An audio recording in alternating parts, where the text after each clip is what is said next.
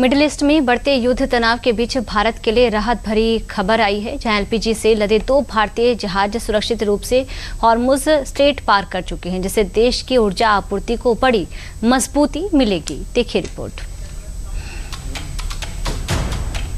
America, Israel और Iran के बीच middle east में छिड़ी जंग 2 हफ्ते से ज्यादा का वक्त बीत जाने के बाद भी थमती नजर नहीं आ रही है, जिसके चलते दुनिया के एक बड़े हिस्से के सामने इन दिनों अपनी ऊर्जा जरूरतों को पूरा करना एक बड़ी चुनौती बनती जा रही है। लेकिन मिडिल ईस्ट में छिड़े इस युद्ध के धमाकों की गूंज के बीच भारत के लिए एक बड़ी राहत भरी खबर सामने आई है। ईरान द्वारा भारतीय ध्वज वाले टैंकरों को सुरक्षित रास्ता देने के आश्वासन के बाद एलपीजी से लदे 2 भारतीय जहाजों ने सुरक्षित रूप से होर्मुज स्ट्रेट पार कर लिया है, जिससे देश की ऊर्जा आपूर्ति को बड़ी मदद का सहारा मिला है। इस राहत से कुछ घंटे पहले शुक्रवार को दिल्ली में ईरान के राजदूत ने भारत को सुरक्षित मार्ग देने के सवाल पर भारत और ईरान की दोस्ती का जिक्र करते हुए कुछ घंटों में राहत भरी जानकारी मिलने की बात कही थी। Yes,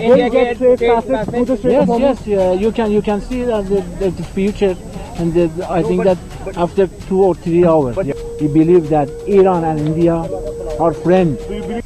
ईरान के इस रुख ने साफ कर दिया था कि वो संकट की इस घड़ी में भारत को अपने भरोसेमंद साथी के रूप में देख रहा है, और ईरानी राजदूत का ये वादा अब जमीन पर उतरता भी दिख रहा है, जिसके तहत भारतीय ध्वज वाले 2 एलपीजी लदे जहाजों ने स्ट्रेट ऑफ होर्मुज का रास्ता सुरक्षित तरीके से पार कर लिया है।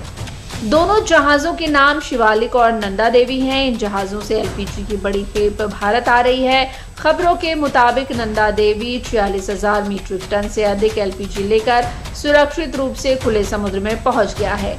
वहीं शिवालिक भी लगभग 40,000 मीट्रिक टन एलपीजी के साथ इस मार्ग को पार कर चुका है। ये दोनों जहाज भारत की ऊर्जा आपूर्ति श्रृंखला के लिए अत्यंत महत्वपूर्ण है। भारतीय नौसेना के युद्धपोत और संपत्ति इन जहाजों को अपनी सुरक्षा घेरे में ले चुके हैं। ऐसे में अगले कुछ दिनों के भीतर इनके मुंबई या कांडला बंदरगाह पहुंचने की उम्मीद है। शिवालिक और नंदा देवी ये एलपीजी कैरी करते हैं, एलपीजी कैरियर्स हैं। इन्होंने आज अर्ली मॉर्निंग, देर रात में early morning straight of Hormuz cross किया सेफली, और ये भारतवर्ष की तरफ बढ़ रहे हैं।